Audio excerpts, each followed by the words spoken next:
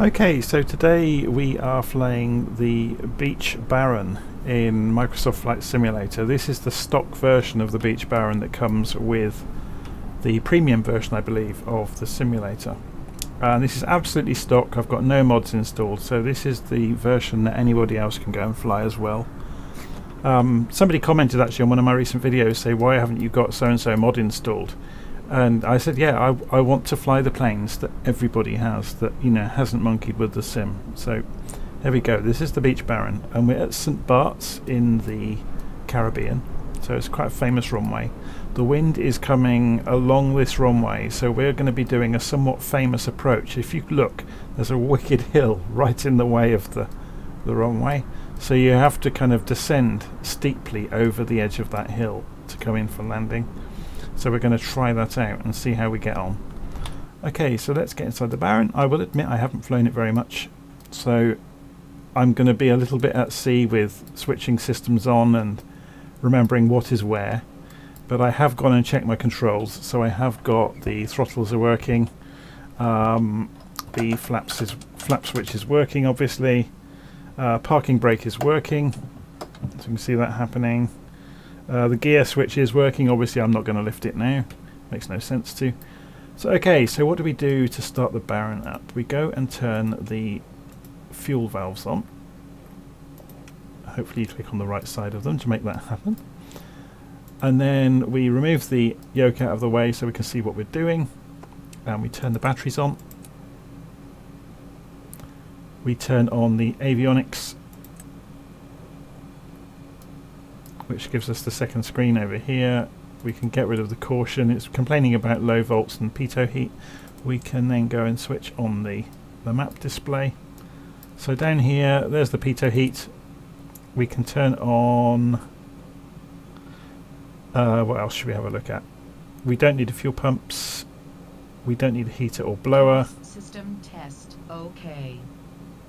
So let's just move slightly sideways so we can see what that word says under there. So okay, that's that ice switch there. So we want the strobe, beacon and nav lights on. We're going to turn both of these switches. Oh, actually, before I go and start the engine out, I need to move the mixture. So now we're going to start the engine, and we should get both of the engines have come to life, which is good.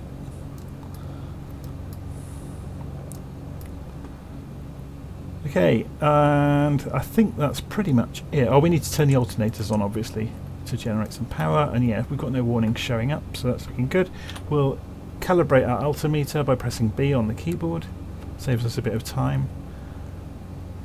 And yeah, well, let's see if we can taxi out of here. And just before we do, while we're sat here on the parking brake, I'm just going to open the engines up. And we can see, yeah, the RPM is coming up and the manifold pressure is raising.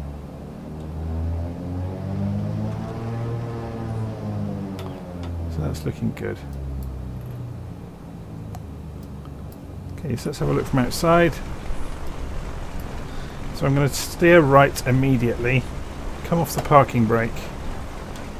We'll also move flaps to takeoff position before we get anywhere near the runway. We'll just advance the left engine.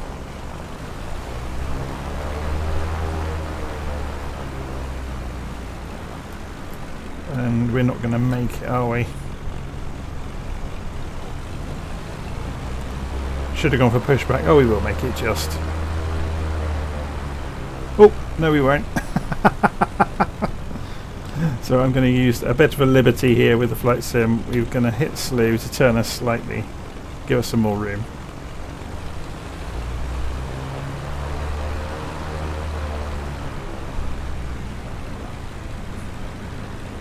Oh, the wonders of simulators.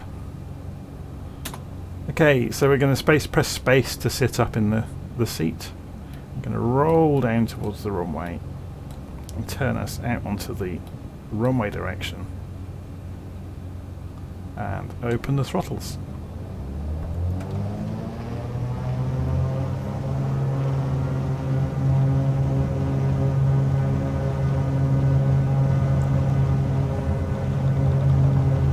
rotate, and we're up. So gear up, flaps up.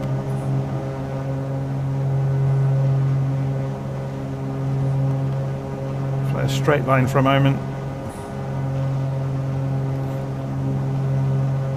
Climb out over this headland. Whoa, the turbulence. That's some wicked turbulence. I know there's a 20 knot headwind, so we are being thrown around obviously by the wind kicking up off that hill.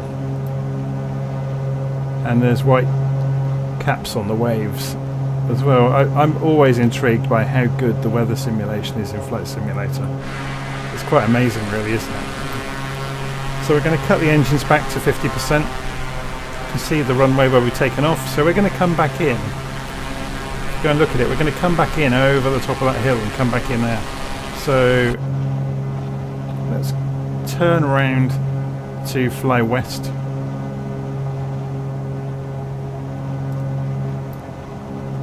Keep an eye on the runway down there.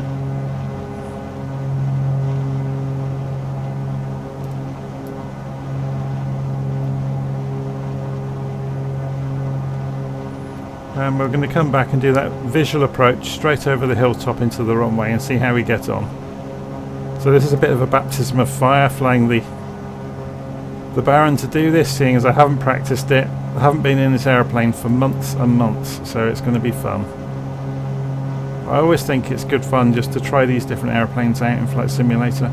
Once we've done a circuit, we'll actually go and fly along to another island somewhere. We'll have a look on the map and decide where we're going to go. But I just want to do this circuit first, really. Okay, so we'll give us a bit of a run up for the landing to get the airplane sorted out. So we want to get some altitude, so I'm going to increase power. So we're climbing 15 degrees, coming up for 2,000 feet. Okay, we'll level out 2,000 feet and do a left turn.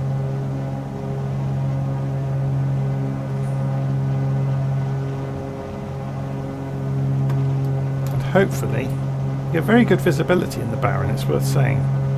Hopefully you'll be able to see where the runway is over there. So we're going to come in, and it's a question of preparing, getting a visual on the runway, getting the speed down, getting the flaps down and the gear down, and then managing the glide towards the runway basically.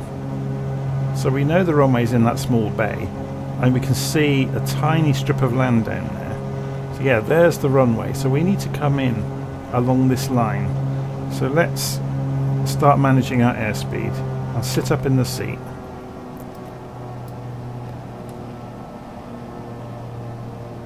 So we're off the throttles now. Waiting for the airspeed to bleed off, so we can see on the indicated airspeed ribbon over here, speed is coming off. So obviously now we can drop the flaps, and that's going to make even more airspeed come off. Now we can drop the gear, and we're lining up with the runway, and we're starting to manage the throttle to...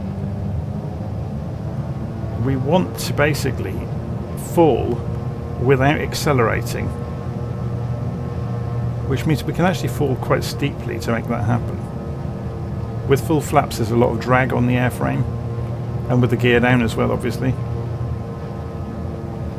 So let's just have a look from outside to get some idea of what we're doing here. So there's the runway, and we're coming basically.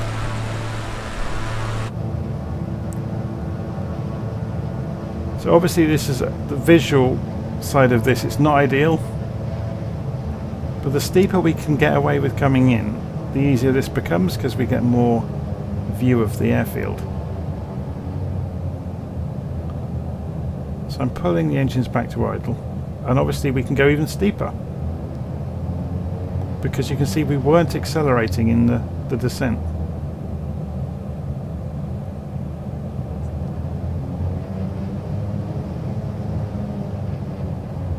So we're going to hit turbulence as well in a moment. Right, here we go then.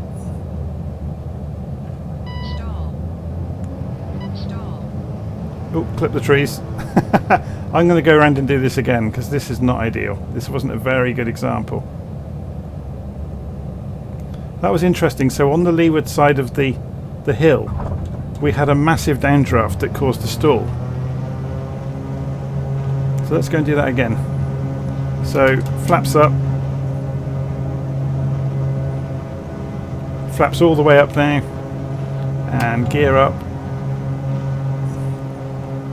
So let's go and do that again and see if that happens again. So when we got just to the leeward side of the hill, we had a massive downdraft. So that'll be the air coming across the top of that hill and following the shape of the hill.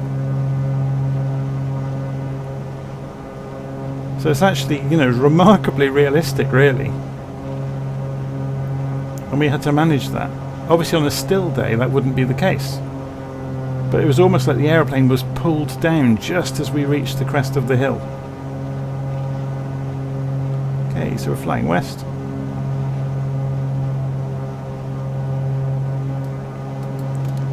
So if we look out over the wing, we can see the runway down there. So let's have another crack at it. So we nearly, very nearly went in the trees. Probably will be pulling leaves out of the undercarriage.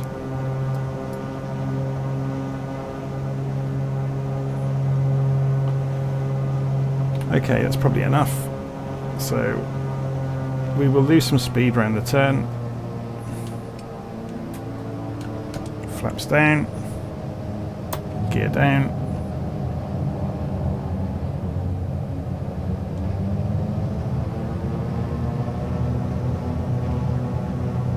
There's the runway.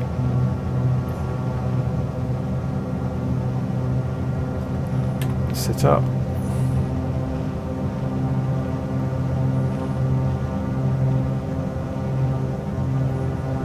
Let's just move the camera view down a little bit so you get to see.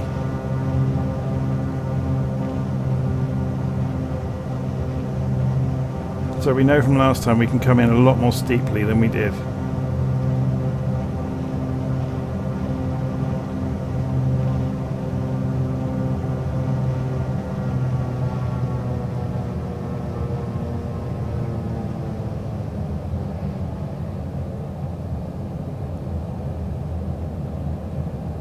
That's better.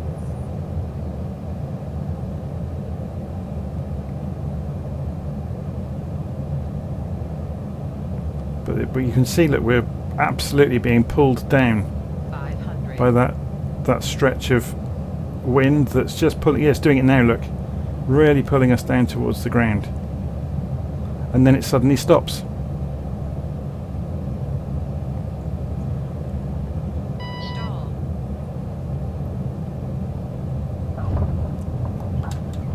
Obviously we could have stopped easily then, but we're not going to. We're going to raise the flaps back to takeoff position, accelerate 90 knots, rotate, back up, gear up, keep accelerating, flaps back up. Okay, so let's turn out over the bay and see where we might fly to and do some navigation. So in order for us to go and play with little nav map, we're going to get the plane trimmed out to begin with, and then we're going to hit the autopilot and it's going to put us in roll and pitch mode. So we'll go for altitude hold mode, which it should do. It's interestingly it's not doing it. Oh, the sim's paused, that's why. Okay, here's our first pause of the day.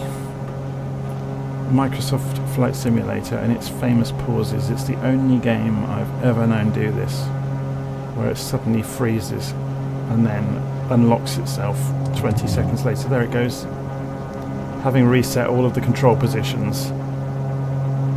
Okay,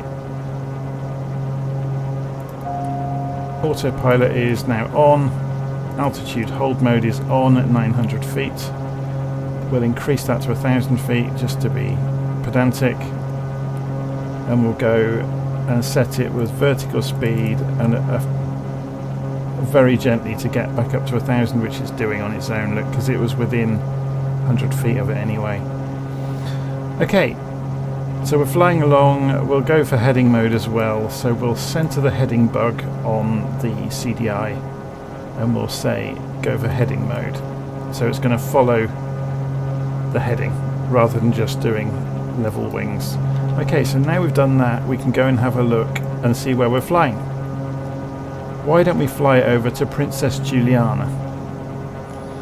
So we can see it's generally west, but we can do a bit better than that because there's a VOR station at 113.00. So what we can do, if we go and look over here, there's the nav radio. We want 113.00. So if we go round to the 00 on the decimals, so the inner knob is decimals, outer knob is integers, and then we can switch that frequency to be the active frequency, and you will see this will change, and yeah, we've got a bar showing up. So the line relates to the direction we want to be flying. So say if we wanted to be coming into Princess Juliana at we'll make an angle up. Okay, why have I not got distance measuring in Little Nav Map today? Have I got it switched off? Tools, scenery. I've forgotten where the options are for this. Why can't I not do distance measuring?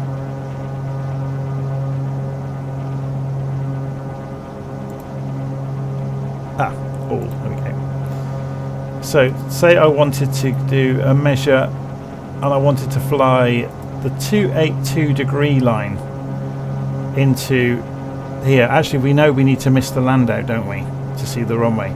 So yeah, we'll forget we've done that. Let's go and remove that. And let's do a more realistic one. So remove the distance measurement. We want to come in from this angle. Measure distance into the VOR at 327 degrees magnetic. So to begin with, we want to fly the opposite direction than we are flying. So heading, we need to spin it round and fly the opposite. So notice you can look straight across the CDI and see what the opposite direction is. So we can go round to 240 degrees straight away. And the aeroplane is already doing it, look. So we can hold this on as well. And it will keep turning all on its own, as long as I keep the mouse button down. So we wanted 240 degrees, which was the reciprocal of the direction we were going. So there's our 240 degrees on this is the CDI, the course deviation indicator. And we want to fly the 327 degree line into the VOR. So the green arrow here is the course that we want to fly. So we can turn that, and you can see the course is here. So we can turn this round to 327 degrees. I'm just doing that.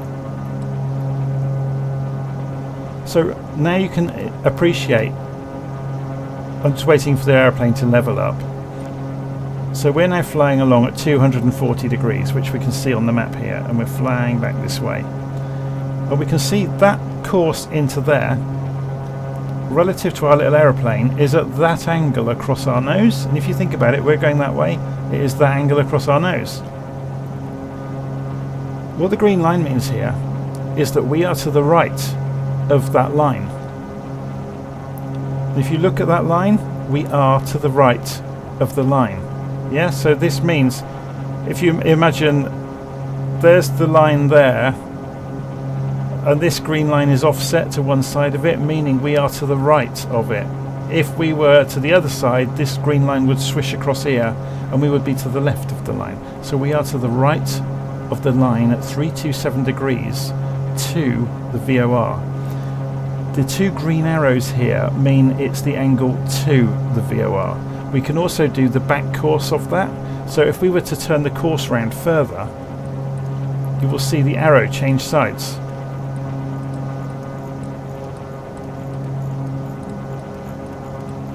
There it goes. So these are then the angles from the VOR, 34 degrees from it.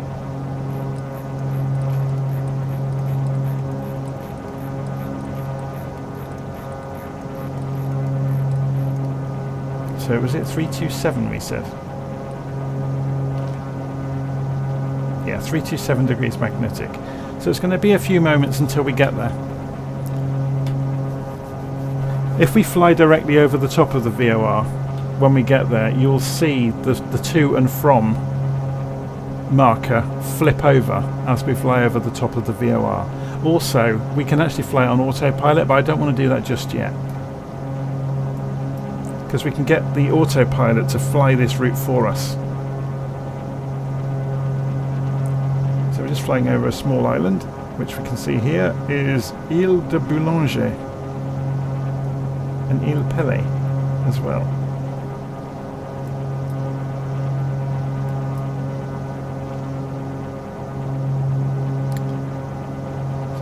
Got a bit of a wait until we just get to this next waypoint. So while we're waiting, we'll go and look outside and admire the scenery and a wonderful little aeroplane. The modelling of the scenery around here is absolutely stunning.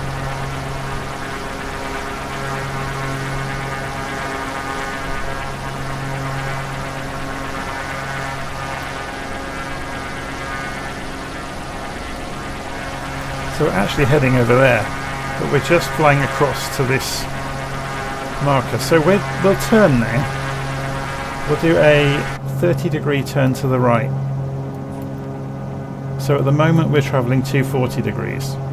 So we're going to turn to 270, so we just move the heading marker, because remember, we've got the autopilot on in heading mode. So if we go for 270, so you can see obviously heading is this side, and that's the course. So this is the direction we're flying, or wanting to fly in this case. And this is the direction that we want to be heading eventually. So the difference between course and heading: course is your planned direction, heading is the direction you're going.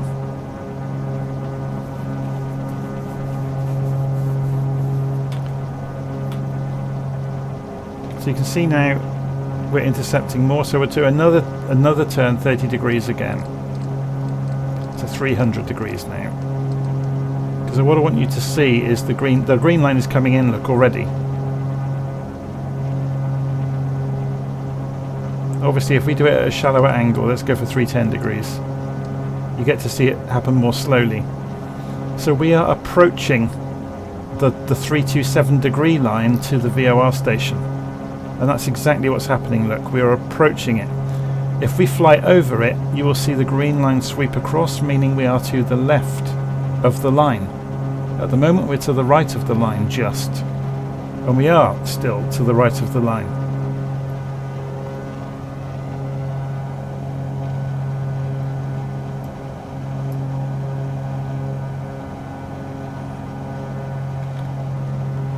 We're just about to pass over the 327 degree line.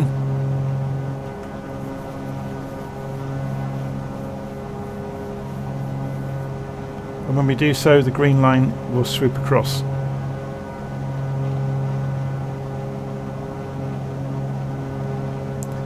So we'll let it get a little way off,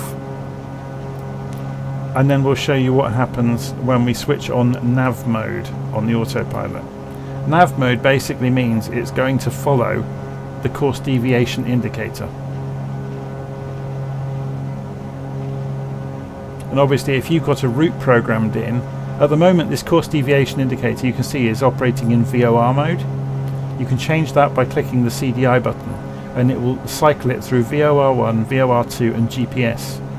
If it's in GPS mode, you have to program a flight plan in with the FPL button over here.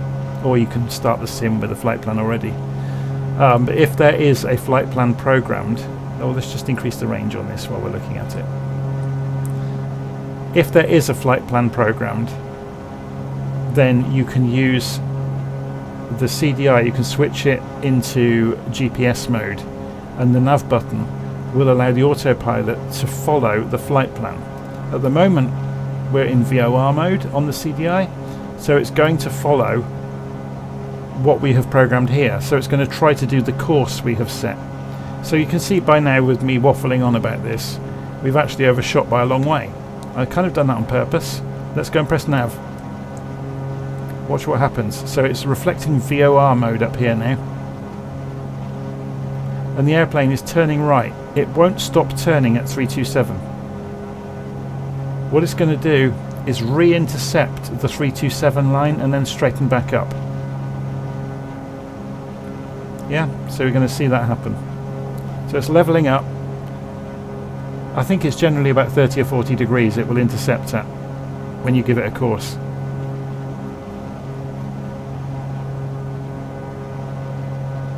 The interesting thing about the autopilot following a course is it will do it in a crosswind, and it will do it very, very accurately. So it will crab across the course on purpose by just the right amount.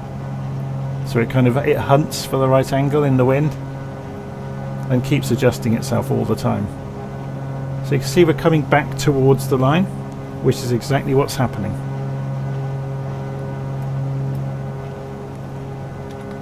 And the plane is already starting to turn left, look, to meet the line. So it won't overshoot and then kind of fishtail. It will try to finish turning as it gets to the line, which is kind of what you can see going on, look. But we've also got a wind, look, from the east of us at 20 knots. So we'll end up heading slightly right of the line the whole time. And you'll be able to see that happen on this course deviation indicator. So yeah, look, we're actually flying 10 degrees to the right, but because of the crosswind, we can bring the crosswind up if we press the PFD button and press wind and option 3, and then back and back to come back. That's switched on this little dialog here, so you can see the direction of the wind, the wind direction relative to our little aeroplane picture, and the speed of it. So we've got a 20 knot crosswind. So we're flying right of our intended course to combat that crosswind. Obviously we can see there's Princess Juliana, so if we actually look outside, there's the airfield.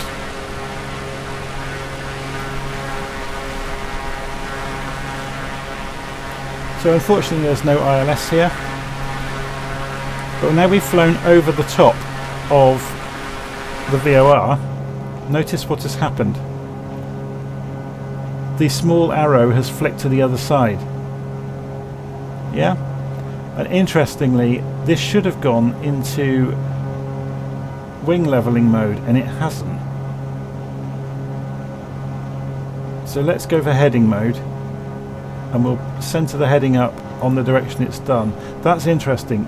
You'd have expected it to go into roll mode and to have held level as we came across the top of the VOR, and it didn't.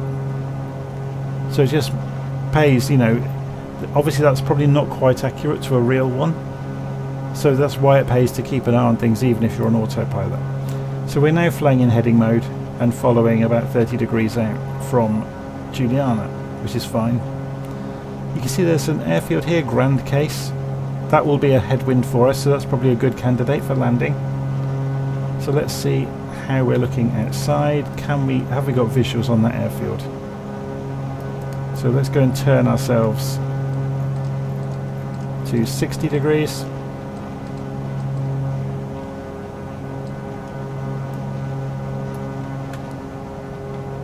And it's in this little bay down here, isn't it? So we're going to land at Grand Case, and we'll call it a day for this flight. So kind of a nice little introduction there, and this is probably a good place to practice flying around a VOR because you've got the island here. And there's some nice little visual runways to fly into and out of. So we're only flying at 50% throttle, so I'm going to come off the autopilot now. Start easing the throttle back, losing some airspeed to do this approach into Grand Case.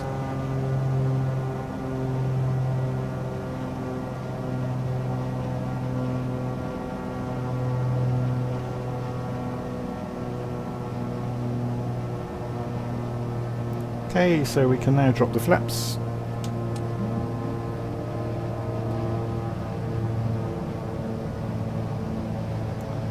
And undercarriage. Centre our view up. Tilt the view down slightly.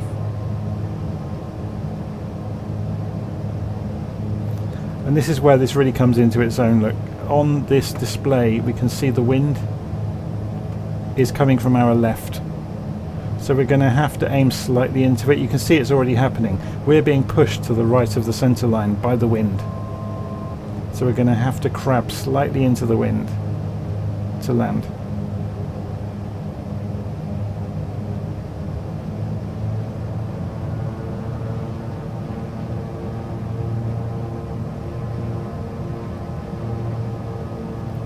So I'm going for full flaps now.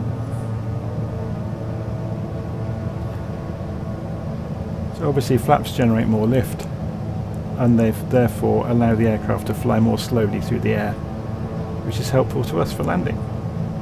They also cause drag, which allows us to slow down.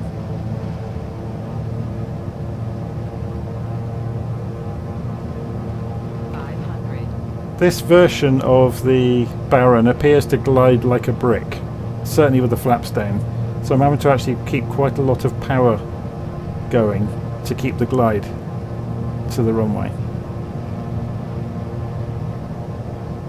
I have no idea if that's realistic to the real thing.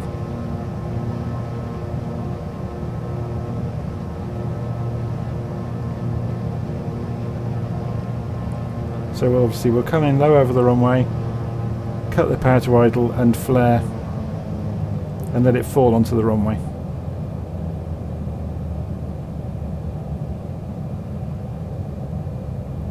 So that crosswind is really trying to pull us, and we're down. And as soon as the nose wheel came down, the plane was obviously trying to skitter sideways across the runway, so we had to steer back straight.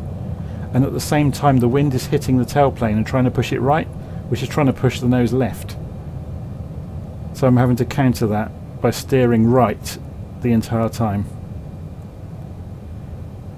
I sometimes hear people talking about, oh, you know, putting rudder trim in and all this kind of thing. No, you just need to steer, and you need to actively steer on the runway with small aircraft. You can't get the plane to follow a track automatically, no matter what you try and do. So have we got a taxiway? I don't think we have we? It's just a small airfield here. So let's go and turn around on the runway and taxi back. So we can put the flaps up while we're doing this.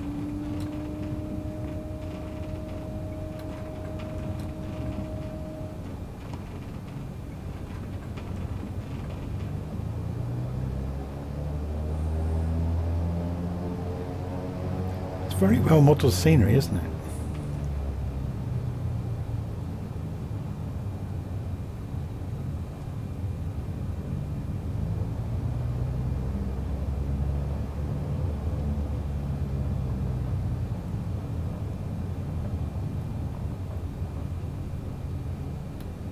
You can see the windsock is really blowing. Okay, so just slow down.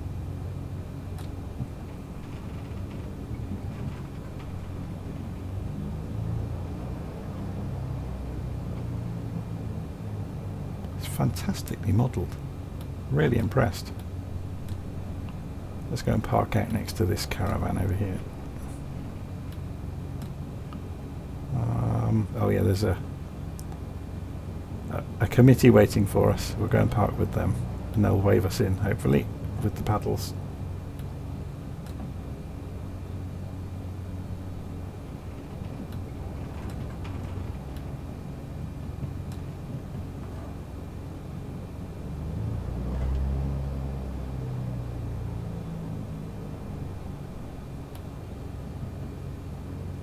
Cool.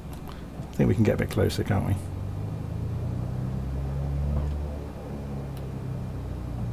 Okay, so he's not going to do the fist to ask us to stop. Okay, so, okay.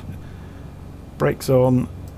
Just out of interest, how close were we to him? Oh my word. And to cut the engines, we can pull the mixture. That's good. And then we can go and sort everything else out. So, nav, beacon, strobe. Turn off the pitot heat, turn off the avionics, turn off the alternators. You can pull the propellers back for next time, and we can turn off the batteries. Put the yoke back on, and we're good to go. So yeah, there you go. That was the Baron in Microsoft Flight Simulator, and we did a quick flight there, had to play with the navigating by VORs, and we landed at Grand Case. So this area of the world is very, very pretty, and I recommend anybody to go and fly around these islands. We've actually done group flights with Virtual Flight Online around these islands in the past, and it always makes for a great flight. Okay, I'm going to call an end to it there for today, and I'll record another video soon. So thank you for watching. Please do subscribe and click the little bell icon in the top corner of YouTube. It all does help. And yeah, see you soon. Take care.